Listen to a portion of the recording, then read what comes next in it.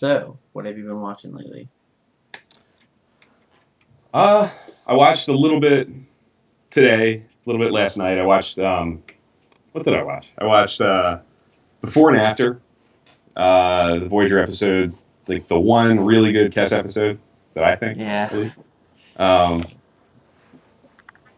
like I said in my tweet, like it's not really a new idea. Like it's a kind of a spin on other episodes that like, yeah, it calls to mind things like parallels where Worf is like bouncing through time and um, even like Visionary and Deep Space Nine, where O'Brien seeing like versions of himself. Like it's kind of like an old idea, this like temporal displacement. Mm-hmm. A couple other times Voyager messed around with it too.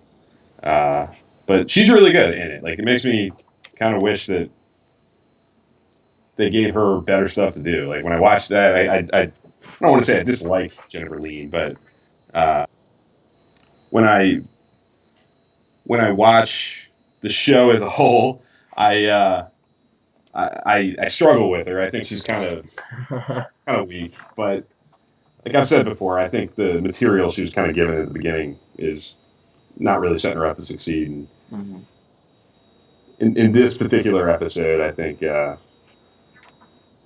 she's pretty strong, uh, dealing with like heavy prosthetic makeup and yeah. Man. But the real good one that I watched was Real Life. I love that Oh episode. yeah, Yeah, that's good. um, yeah, and I didn't always love it when I was younger. I didn't. I guess I don't know. It didn't hit me like it hits me now. Mm-hmm. Uh, the number one thing that really hits me with it, beyond like the obvious emotional pull at the end, is it's a tough. I think it was a tough one to pull off with the tonal shifts and it starts off like a 1950s sitcom and kind of eases into like really heavy drama, like big dramatic stuff happening at the end. Um, on the difficulty level, like on the difficulty scale of Star Trek episodes, it's got to be up there. It's up there. Difficult, tough one to pull off. Yeah. A lot of that credit goes to Picardo, and yeah, he's awesome as always. Yeah, I feel like he does a really good job with. He always has those episodes that are just kind of just like are really heavy and definitely make you think for Yeah, sure. mm-hmm. Definitely. What about you? How you doing with Enterprise? So I'm winding down on episode or season one. So I'm winding down in the 20s. So Vox Sola, Fallen Hero, and Desert Crossing were kind of my last three episodes that I watched. So and lately it's been definitely tough. There has been a lot of great episodes. Um, Fallen Hero, it made me laugh. The the ambassador has an English accent, and I was like, Mm-hmm. I She didn't does. realize that. You know, uh, and She does have a yeah, thick English drawl, I guess. yeah. So it was that just made me laugh. Yeah, I kind of like Fallen Hero. British accent aside, I like her. I think she's a good actress. Yeah. Um, I think it's good for DePaul. Some decent development there. Mhm. I've argued with people on Twitter, Enterprise Extra, most Yeah. prominently about that one. He is not a fan. Um, but it kind of works for me. I wouldn't say I love it, but I like the scene where they're testing the warp capability and they're trying to push the warp 5. I think that's pretty cool. Mhm. Yeah, I like that. Kind of you see like this. You can like see kind of the difference between I don't know because the ambassador just doesn't feel like she feels more lively than um, any other Vulcans we've seen Yeah. prior on Enterprise. So I'm like maybe that's kind of her experience or just how Mm-hmm. she um, I don't know. I would just it was just curious to see that she was kind of a little bit lively, I guess for sure. Relaxed, less of a yeah.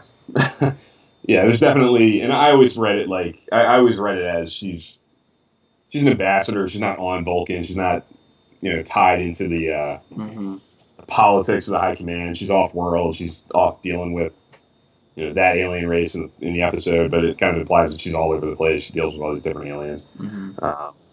So her exposure to other cultures and other ways of thinking, kind of like the Vulcans we see later that are more into the Federation and have more exposure to other ideas. She kind of resembles that to me. So it kind of works for me that it's like this taste of what Vulcans are going to become when they're a little more open minded and a little more exposed to other ideas.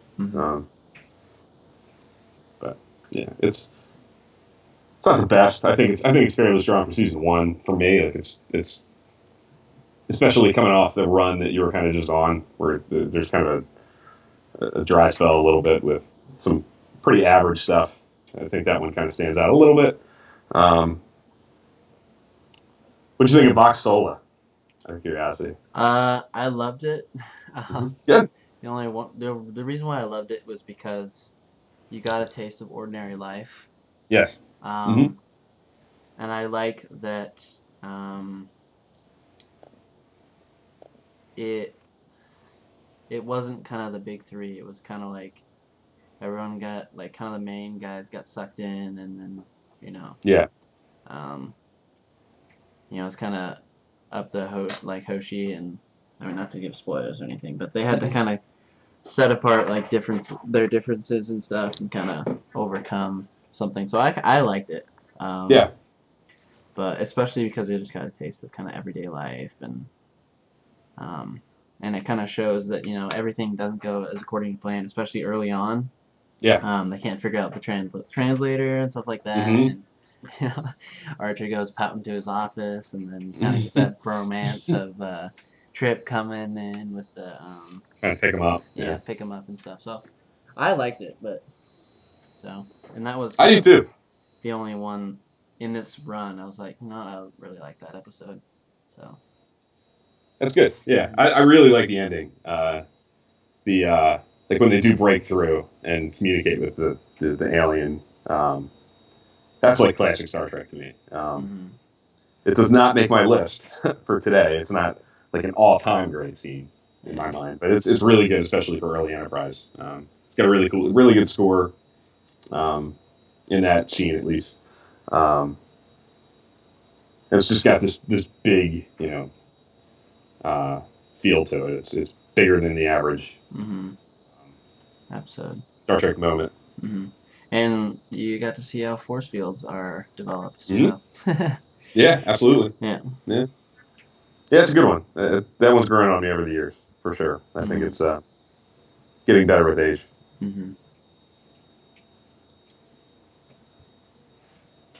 Yep.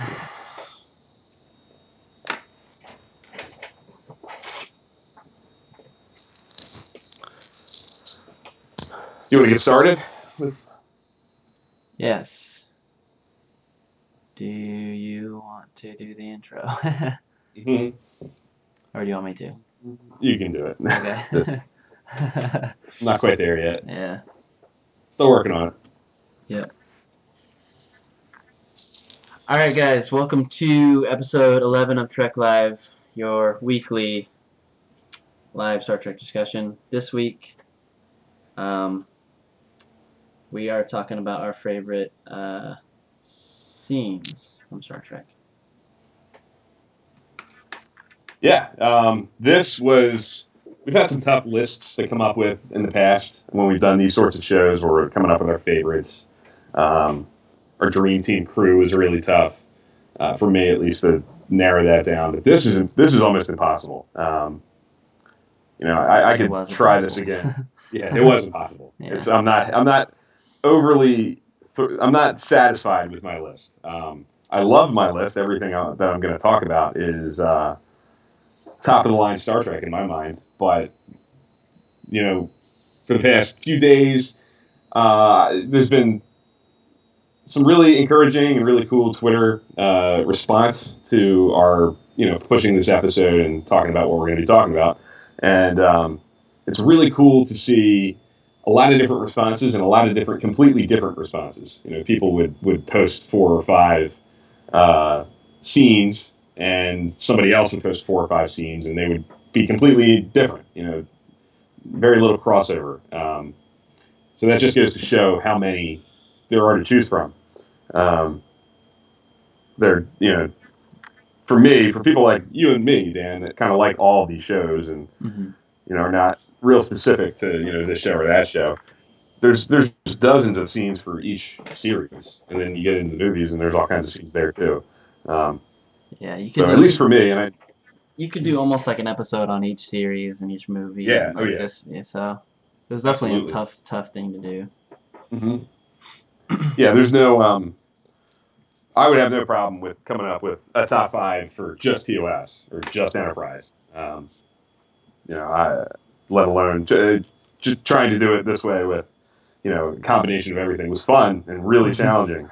But it's tough. It's impossible to nail down and be completely satisfied with, I think. But we're gonna try. We're gonna give you what we have. So looking forward to it. Yeah, so kind of before we get started, I just kind of want to summarize my list because I definitely have to do some explaining. My list, I don't know, I just focused on kind of my personal favorites and kind of that resonated with me. And mine, just kind of overarching theme is kind of like, there's not any like cool sci-fi concept or like cool visual effect. It's kind of, I don't know, kind of you can feel the emotion. So that's where kind of my list went. And you can feel the emotion, and then you can also it was just well acted. So I think you guys are gonna see that in my list. So I hope you guys are excited.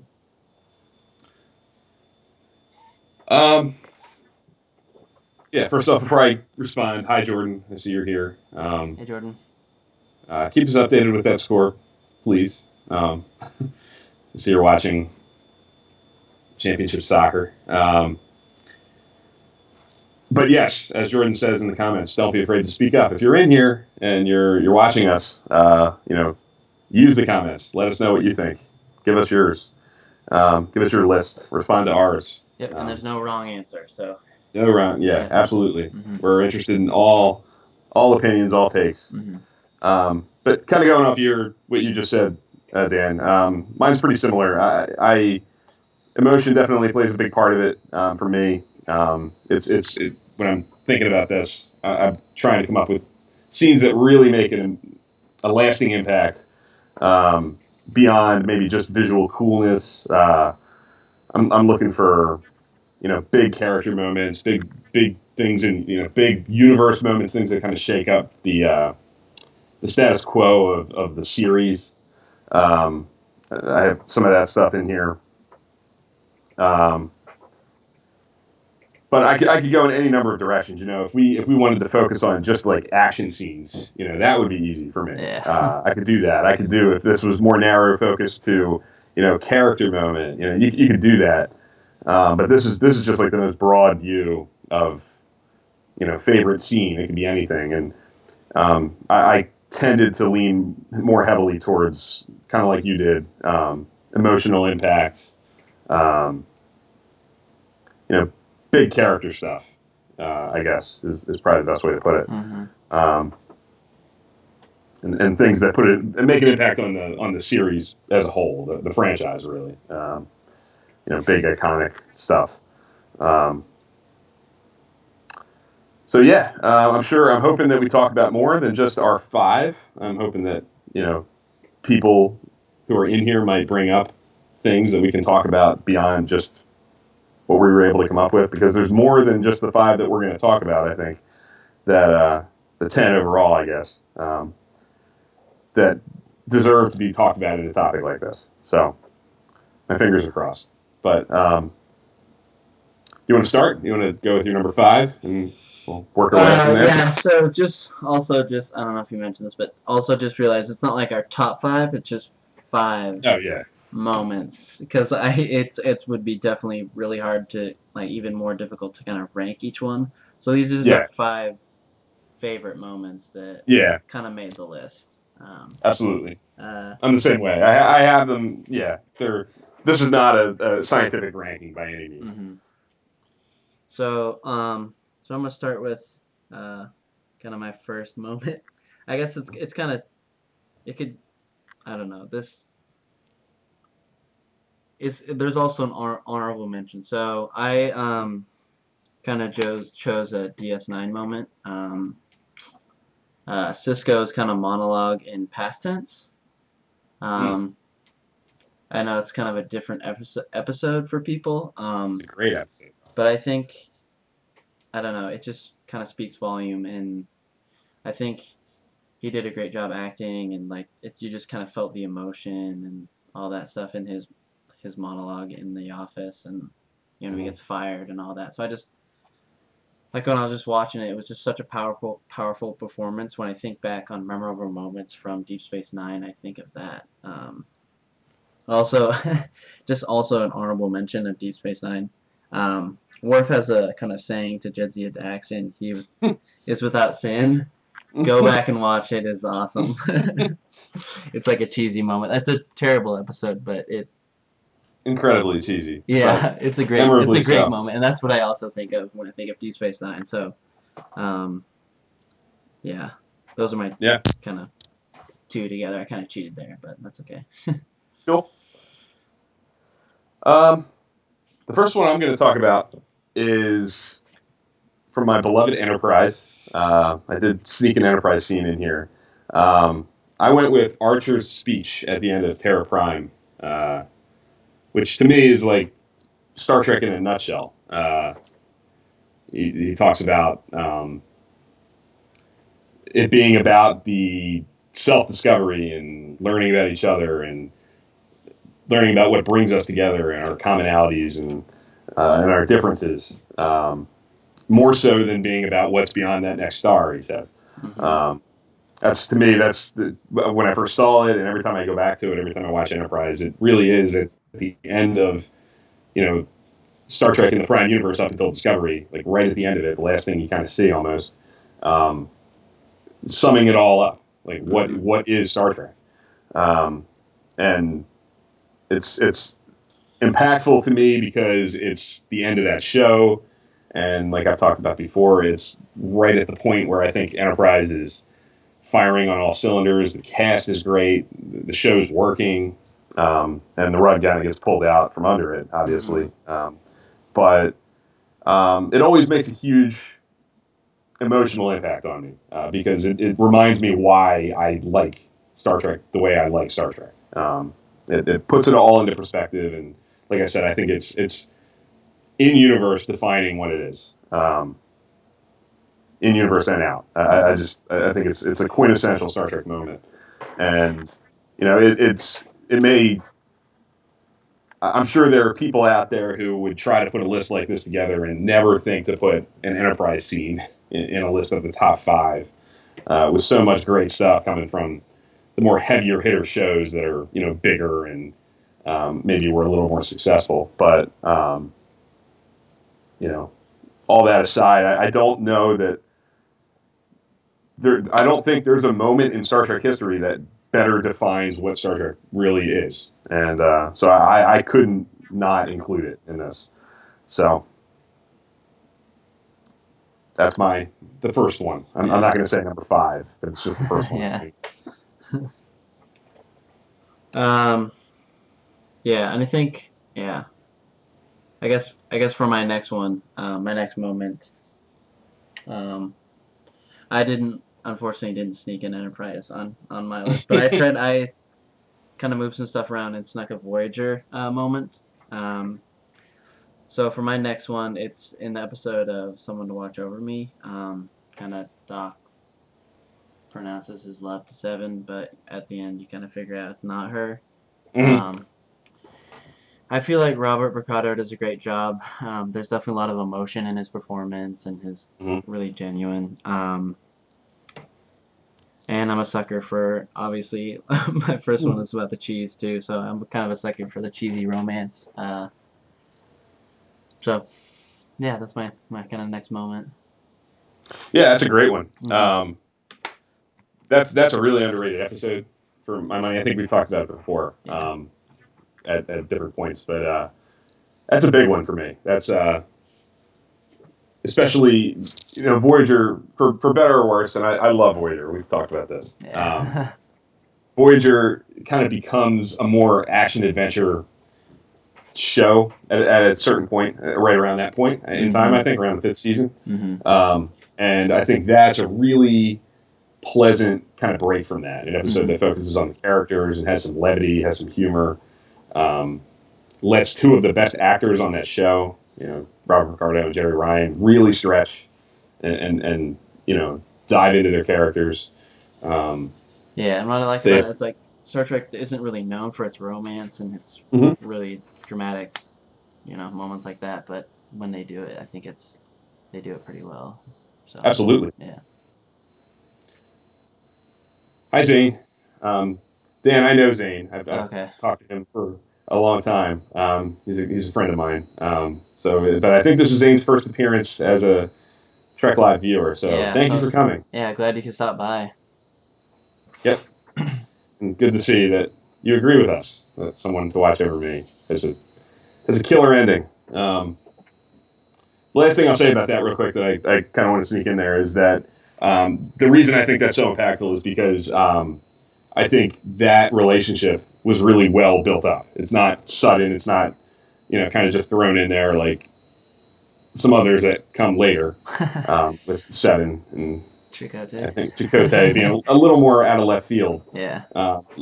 This one's earned. By the time you get to the end of that episode, this has been building for a couple of seasons now. So it's got a big emotional impact on me when I see it, and especially when I'm watching the show in sequence. If I'm watching it as it's meant to be watched, episode after episode, and seeing these characters develop, it really works. So I'm glad to see you put that in there. I didn't expect that one, but it's a good one. Yeah. So my number 4, not number 4. I need to stop saying that. The second one I'm going to talk about is a TOS moment scene. It's a pretty big scene. Spock's mind meld with the Horta in The Devil in the Dark. And it's in the early part of TOS. It's in the first season. We've seen mind melds up to that point. But I think that's a really defining moment for Spock. And I think it's a defining moment for the series. He's communicating with something that, and learning about a creature that is completely other, completely different, that it could not be reasoned with in any other way. And he's coming to an understanding with it. And again, kind of like the Archer speech that I talked about first, that's what Star Trek's all about. Looking beyond and finding a way to get on the same page and understand each other. And I think Nimoy's performance in that scene is almost impossible. I can't imagine even trying to do that. You're sitting on the ground, leaning up against, a guy, what they could do in 1967 in that episode. Really good effect, if you ask me. I think it actually holds up pretty well for what it is, the Horta.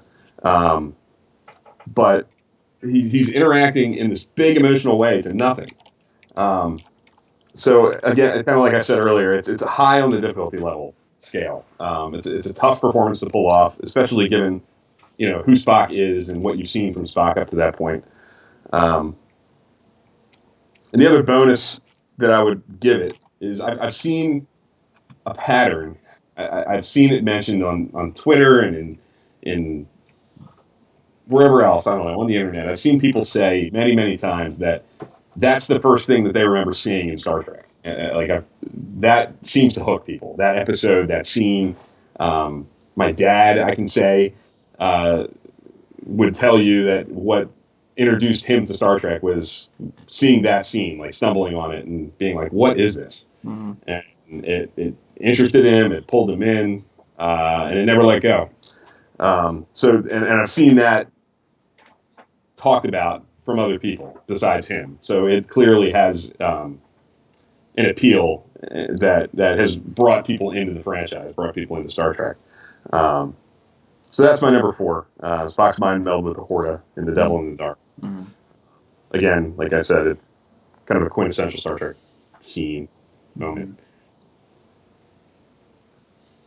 Yeah, I love that episode, and it's like, like you said, it's definitely a memorable episode for me when I think back into kind of early original series, for sure.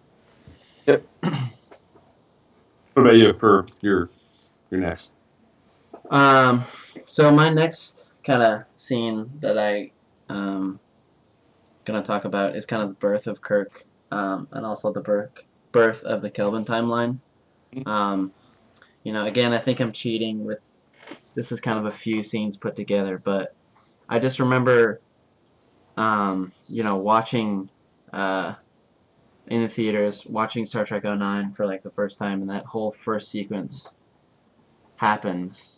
You're just blown away. You're like, whoa, that's how you start a Star Trek movie. So I think I couldn't have left this on the table. I had to put this moment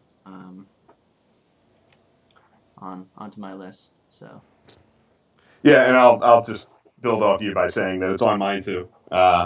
And to be honest with you, I think if I was to rank these different scenes, and I've said this before. This shouldn't be a surprise to anybody who's watched us or heard me in the past. That might be my number 1. That might be my favorite Star Trek scene.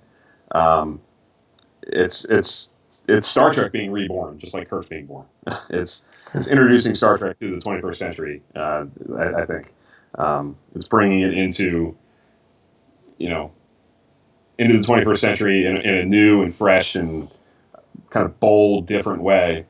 That a lot of people have mixed feelings about still, but to me, there's no disputing the emotional impact of that sequence. It's so well done.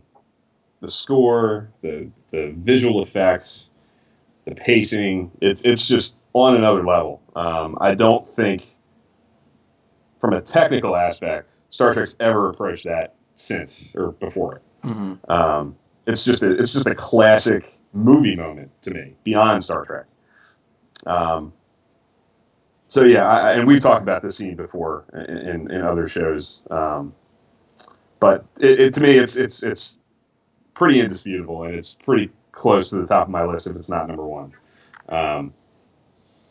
It's a classic. it's impossible to not have it on here for me. So it is on mine. And so I guess we can just lump those together. Yeah, because I don't know. I think it just has everything. It has symbolism, like you said, with kind of the reborn of rebirth of Star Trek and Kirk and all that stuff, and it has like the emotion, Kirk's dad and. Yep. So I just think, and just to start a movie like that, it's like I'm still to this day I'm still blown away. Yep. Me too. They went that direction. So. Yeah, it still works. It's not something that to me loses any impact, no matter how many times you've seen it. It's it's coming, but it's so well done that it packs a wallop every time you see it, which tells you that it's good. It's got long lasting impact and legs. And I don't know if 09 didn't start with such a bang. I who knows? What. How people would have received it. I think that opening sucks you in. Like it just it buys a lot of emotional linkage to these characters again. This universe. I just think it starts with such a bang that it's tough to resist it. People do have pushback to the Kelvin timeline for sure. Mm-hmm. Well documented, but those who have adapted to it and learned to love it or loved it right away, wherever you kind of land on it, I think a lot of why it works on people is that opening, that immediate, drawing in and emotional connection that scene brings. So that's definitely up there for me. Mm-hmm. And I do want to say hi to Mindy, Songbird 3411. You signed in to say that the Spock mind meld with the Horta is definitely one of your favorites. That's awesome. Yeah. It's good to see you here. First off, I appreciate you stopping in, giving us a watch. But yeah, I'm glad to see that I'm not on an island on that one. I Yeah, know it's a definitely. big moment. So Yeah, it's good to see some TOS love for sure. yeah. Yep. hmm So, what's your next one? Now that we kind of lumped.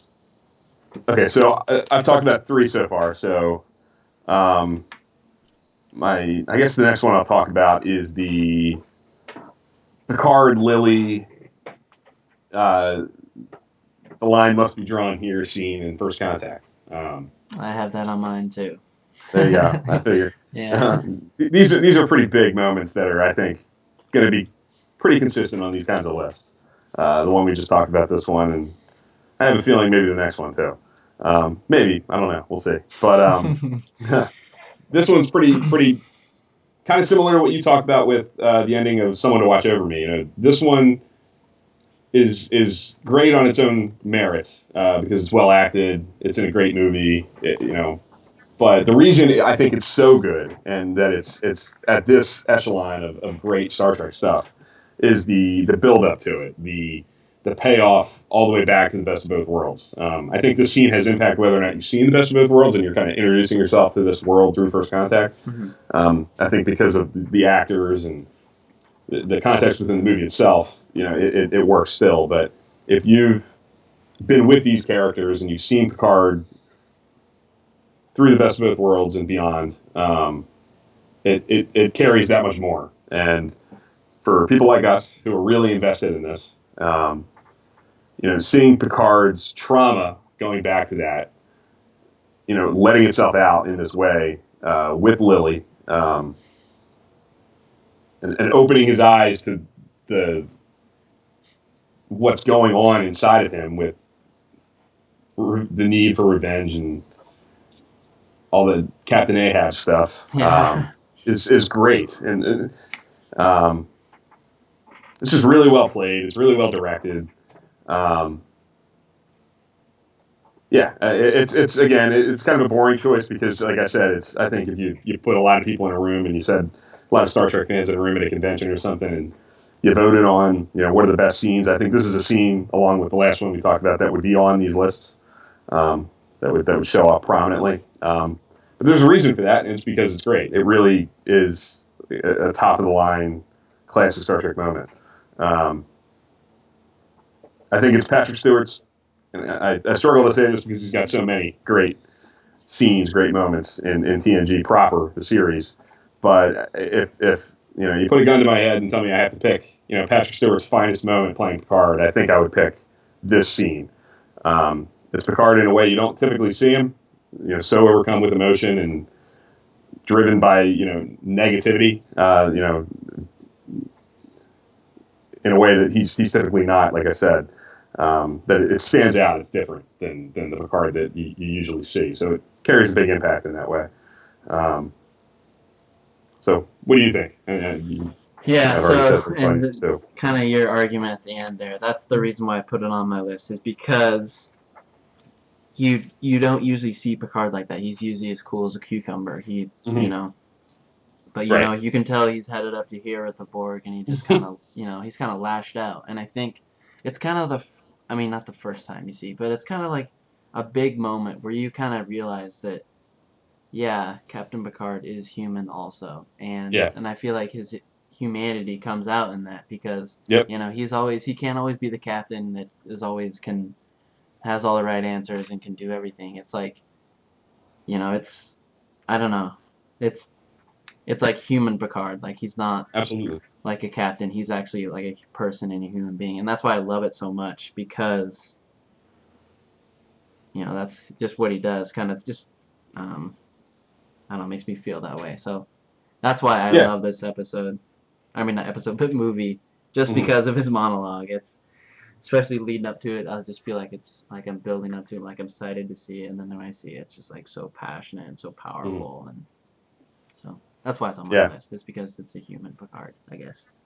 And I even love the little twist at the end of the scene when Picard kind of opens his eyes to it and starts talking about Moby Dick, and he quotes it, and he looks at Lily, and she says, "Actually, I never read it." Like there's a cute little sense of humor to it too. It's not so heavy, you know. There's enough air in it that it's special, you know. It's all working in that. You know, that kind of like pops the balloon and right at the right time, and yeah, it's kind of, to me, you know, it's kind of the climax of the movie for me. You know, I talked about last time, like in our intro, or kind of just talking at the beginning, talking about First Contact in our last episode, that the big confrontation with the Borg Queen and engineering, you know, that works for me, but it's not the best moment of the movie. To me, it's this, and it's the First Contact at the end that really kind of define this movie and give it its power. The reason that it's so high on my list are this scene and the First Contact at the end. And the First Contact at the end is kind of like an epilogue to me. It's like a wrap up. This is why this is so important. You know, you're seeing the, you know, why they're doing what they're doing, why it's so important to, you know, make sure that the flight is successful and all. Like but the real climax of the movie, as far as the characters go, and you know what's really going on here, is this scene. You know, Picard coming to terms with, you know, where he is with the Borg, and what the last few years has been building to. Yeah, it's awesome. It's top of the line Star Trek to me, and it's why I have First Contact in my really upper echelon Star Trek stuff, episode, movie, whatever you want to call it. It's at the towards the top for me for this scene in a big way. Yep. So what's your last one? And I'm curious to see if it's the same as mine. So my last one that I'll kind of talk about, it's kind of my favorite scene, is Spock's death in Wrath of Khan. Same as mine. Yeah. You know, I was trying to sneak on the, you know, when Kirk yells Khan, but because that's really iconic too. But this is to me like the king. This is, if I was to rank him, this would probably be my number one. But, you know, first time I watched it, got goosebumps. Like it was just, I don't know. It was super powerful, and I couldn't imagine it at the time because Spock was such a beloved character. So I don't know. It's I don't have to explain it. I just have to you know just say it and everybody knows. So yeah, true. Yeah, what hasn't been said already about this. Yeah, when we talked about when we did our episode on the bromances, we both pretty much landed on Kirk and Spock. Being the top one there. And my reason for having it at the top of my list is that I think Kirk and Spock is the driving force behind TOS as a series. I think when you really boil Star Trek, the original series, down, it's the story of these two, sometimes three with McCoy, friends. Yep.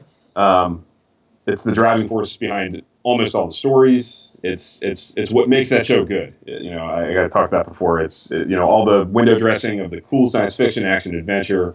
You know, that might be what draws people in and gets people interested in the show. But the reason you stay with the show and the reason the show is good, like in the long run, why it's still relevant now and why it still works now, is because of those actors and those characters. And that scene at the end of Wrath of Khan is, you know, it's incredible because it's paying off that friendship for such a long time. It's showing, you know, to me, the biggest reason the Wrath of Khan is my favorite movie is the emotion that's kind of undercutting the whole thing. There's the Kirk dealing with aging, and you know the subtle kind of, it sneaks up on you if you don't really pay attention until you see the end of the movie. Spock arc of the needs of the many outweigh the needs of the few or the one. Mm-hmm. That's an easy thing to say, but when the situation at the Wrath of Khan develops and they're stuck and the Genesis torpedo is about to explode, Spock turns around, you see his face, and he gets up and he leaves. Like, he's not just talking the talk; he's going to walk the walk. He's going to go sacrifice himself for his crew and his friends. He's going to do it, and he does it. So it's beautifully earned in the movie itself, and it's a payoff for what's driven this show to this point. 3 seasons, 79 episodes, 2 movies later. Mm-hmm. It's kind of the perfect payoff. And kind of like I said with Patrick Stewart in First Contact, the scene we just talked about, I think it's Shatner and Nimoy at their peak, like Yep. as those characters. Like, they were never, to me, better than they were in those scenes. In that scene, the two of them. It's Shatner, sometimes rightfully so, gets a reputation for his performances. Sometimes he can be boisterous and big and over the top, but he's pitch perfect in that scene, and he's pitch perfect through the Wrath of Khan to me. But in that scene, anybody who just dismisses Shatner as just a bad actor, sit down and watch that, give it a chance, and come talk to me about it. He's clearly a talented guy, and when he's got the goods to play, he brings it. He delivers, and it's just so well played. Nimoy as Spock, standing up and straightening his uniform, like the dignity that defines his character all the way through it, like peeking through right there at the end too. Like, it's just perfect. It's all there. Everything comes together. These actors know these characters inside and out. It's just perfectly played. I think it's to me. I agree with you. Like, to me, the conversation for the number one is a conversation about the scene at the beginning of 09 with Kelvin and Kirk being born, Star Trek being reborn, and this scene here. Mm-hmm. This is pretty, again, similar to the Kelvin scene in 09. If I think about my favorite movie moments, just beyond Star Trek, those two kind of stand out to me as transcending. Mm-hmm. Transcending just Star Trek. They're great cinematic moments. So, like I said, there's not a whole lot to say about that scene especially, because so much has been said. Other than to say that it's the best, and if it's not the best, it's 1 and 1A. And kind of what I'll just sneak in there, just the last thing, is that if you're gonna kill someone, do it right, and I think they do it right. Unlike some just sudden deaths, in Enterprise. But I think it definitely does it right, and it fits with the story, and it fits with his character. I imagine this is what Spock would do. It's the most logical thing, so that's why Absolutely. I love it. Yep. Like you said, it's not only just earned, knowing his character from beginning to end through TOS. It's earned in the structure of the movie. Like, his arc in the movie is kind of leading to this point. It's not sudden. It sneaks up on you. It's surprising in all the right ways, but it's not unearned. It's building to that, and it sneaks up on you, and it hits you the way it should hit you. It's not a, hey, what are they doing? Like, why are they doing it? Yeah. It's really natural. It fits within the story, and the actors absolutely kill it. To me, it's kind of Star Trek at its peak as a whole. Like, it's if you're like charting all the greatness of Star Trek, I don't know how much higher it can get. Over the 50 years of it, and all the great moments and weaker moments on a line chart. I think if you saw the high point, it'd probably be that for me. I don't know, how it gets much better than that. So I guess, what else is out there for you? Are there other things that kind of just pop into your head, things that you are just sitting on the outside of your list? The thing is, it's like tough because like I have so many that are just Hmm. outside of the list. It's like I don't know. Do you have any like just kind of offhand that you kind Oh of yeah, feel confident that yeah. um A couple that I really wanted to include right off the bat. Um, the one that really pained me, that I really wanted to find a spot for, was stealing the Enterprise in Star Trek Three. I love that scene, and that to me, the reason I knocked it out was kind of what we talked about at the beginning. That a lot of our choices are kind of powered by emotion and character development, gravitas. This is a kind of a more of a there's certainly emotion behind it. mhm. Why Kirk's doing what he's doing is a very emotional thing.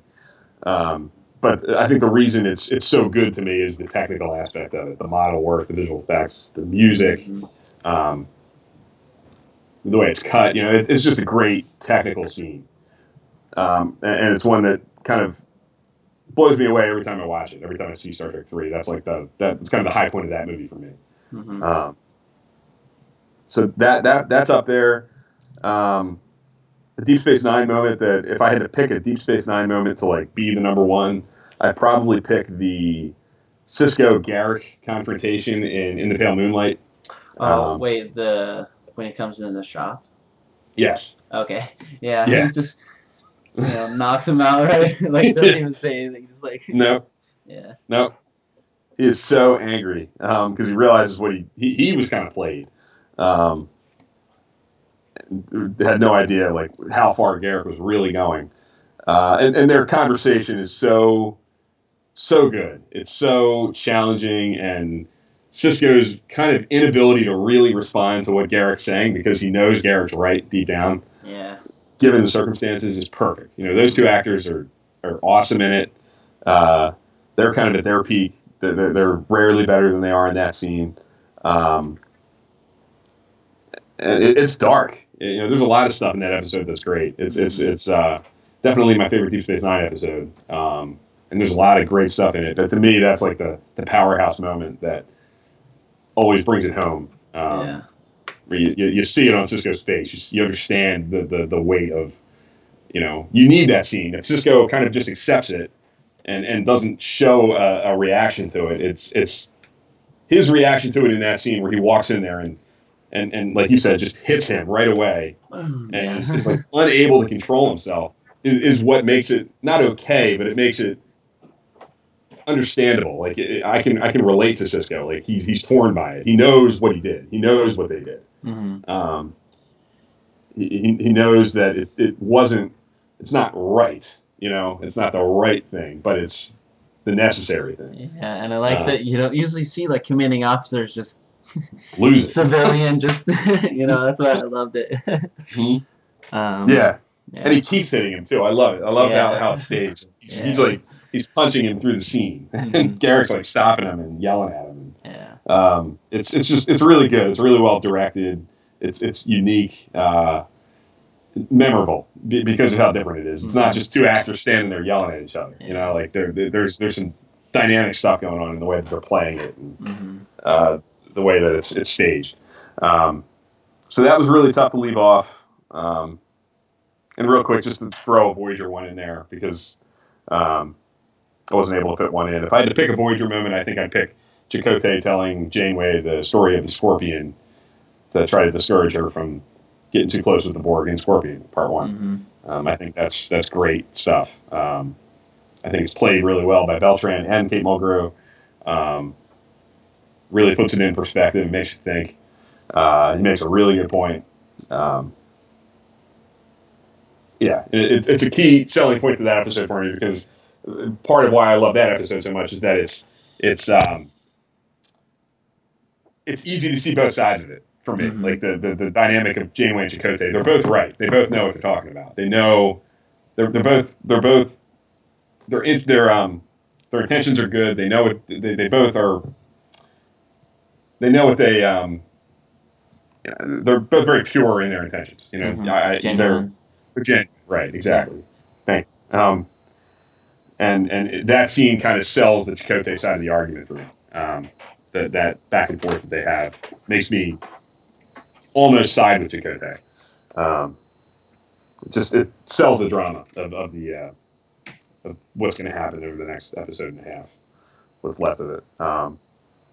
Yeah, and I guess just kind of I just want to talk about just general like just episode structure. I feel like to have a great episode, you need one of those, one of these scenes to kind of leave a mark. So when people, kind of think back on the episode, they can think back this iconic scene that kind of got, they burned into their brain. So I think, Yeah. just when I kind of like, when I look back and I think about like kind of which episodes I like, I kind of first kind of, think back to the scenes, and that's why I stress like it's I'm not a writer or anything for Discovery, but I feel like definitely have a couple episodes where they have this epic, I don't know, scene that we'll remember. So, yeah, that's a great point. Mm-hmm. That the classic episodes, the reason they're classics a lot of the time is they have these big moments, and each of these scenes that I think we talked about are consistent with that. They're the big linchpin in the episode that makes it elevate to like classic status. Yeah,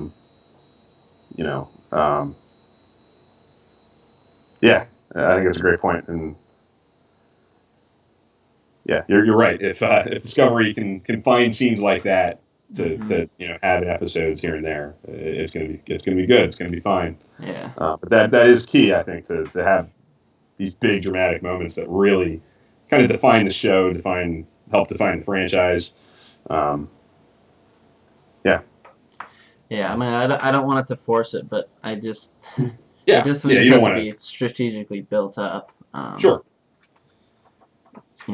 There's a lot of evidence in a lot of these things you just kind of mentioned, but yeah. Absolutely. Mm-hmm. Yeah. So I see Jordan saying that, talking about the scene in the pale moonlight, you can see the genuine rage in Sisko that he feels. He has betrayed his core values, but it was in defense of his values. Yeah. That's the whole linchpin of that episode. Is it's the conundrum of what's right and what's necessary, and you're right. It doesn't compromise your values, yes, but it's the way to defend your existence and the ability to maintain your values in the way that you need them to. That's the reason that episode's a classic to me, because it puts you in an uncomfortable spot in a way that Star Trek doesn't often aim to do. I don't want to say it's not like it fails. It's not a vehicle to typically put you in these really tough spots. It does on occasion. There are episodes like Tuvix, like Similitude and Enterprise, that City on the Edge of Forever, that put you in this position to make difficult decisions. But it's not something that is all the time. It's not what the show's about. Mm-hmm. It's something that they pull out every so often, and in the Pale Moonlight, certainly the grandest of those examples, I guess, in the sense that it's such a big compromise of the Star Trek values that we all kind of understand at that point. The City on the Edge of Forever is big too, but it's certainly more closed in, more intimate. It's, do I let this person die or not? It's a different kind of dilemma, I guess. Mm-hmm. But yep. You have anything else you want to add or sum up our lists or? Yeah, just do kind of a quick kind of summary of your favorite moments. Yeah, so I started off with Archer's speech at the end of Terra Prime, at the very end of Enterprise. I went with Spock's mind meld with the Horta in Devil in the Dark.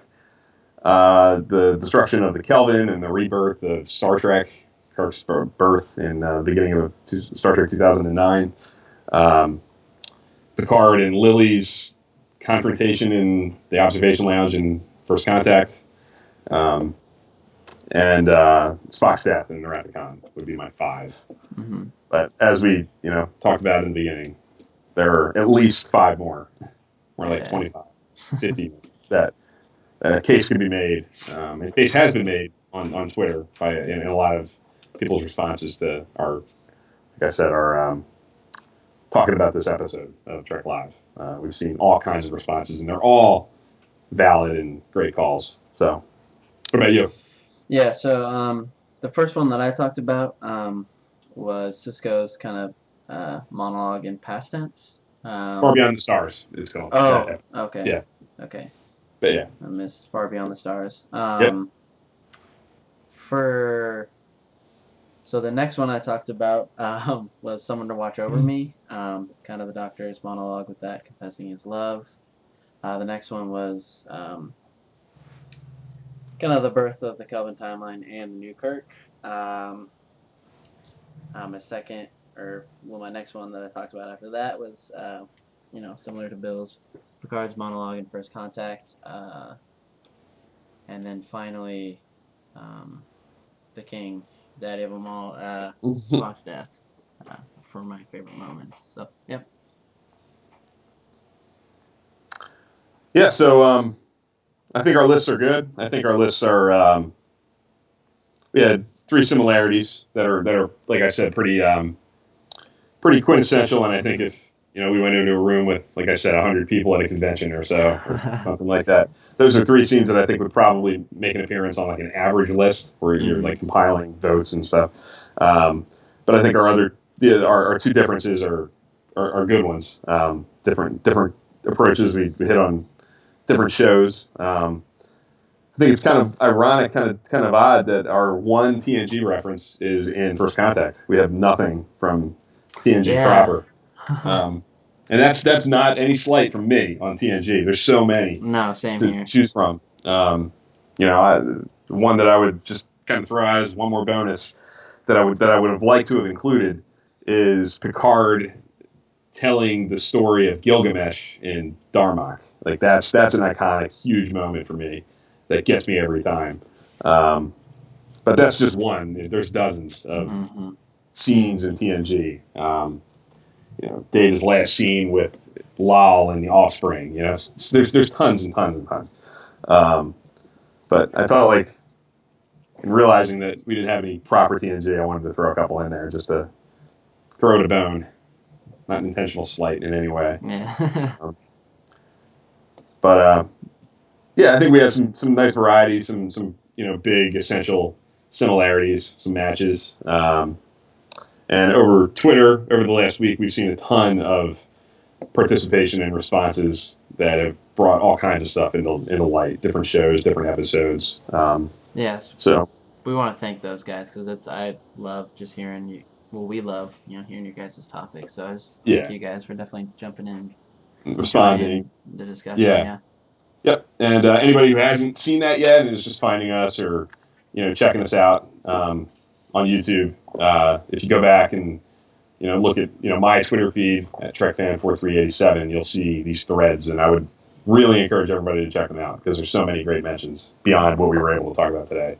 So if you're finding us now and you haven't gotten a chance to see all that stuff, I definitely encourage you to check it out and see all the great suggestions and lists that are out there. Yep. So next week is unfortunately going to be a pre-recorded episode. You said guys are still going to get Trek Live content and stuff like that, but it'll be pre-recorded. And we're talking about the people who made Star Trek great, kind of behind the camera, behind the scenes. So really excited about that. Yep, looking forward to talking about people that don't often get enough play. We've talked a lot about characters and by extension actors and stuff like that. Because they're easy to talk about when we talk about just Star Trek in general because it's on screen. But the people who are behind the scenes are the ones who made this thing great and made it the classic that it is. So I'm looking forward to getting to shed some light on, like I said, the people who don't get enough play, at least in our minds. Okay. Yep.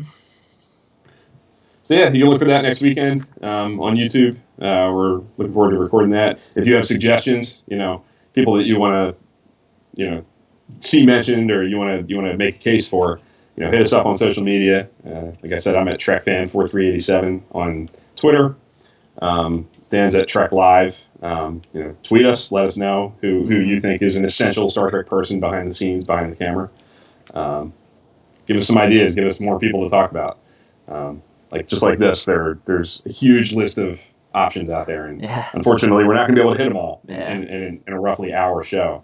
So we're counting on people to bring them up either, on Twitter or on Facebook, however you want to reach out to us. Mm-hmm.